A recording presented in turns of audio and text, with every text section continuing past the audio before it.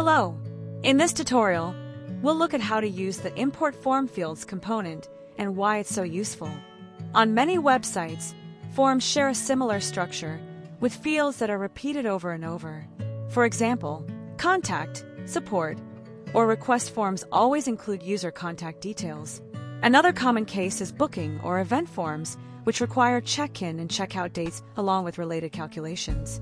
Until now, these fields had to be recreated every time a new form was built. Import Form Fields solves this by allowing you to import fields from another form into the one you're currently editing. You simply drag the component into your form, select the form you want to import from, and click the Import button. The plugin takes care of the rest, preventing any conflicts between field names. Before we finish, here's a quick tip. In the Import window, the first drop-down lets you select the form category, and the second lets you choose the specific form to import. In my case, I created a category called Snippets to group reusable form fragments, which has made building new forms much faster.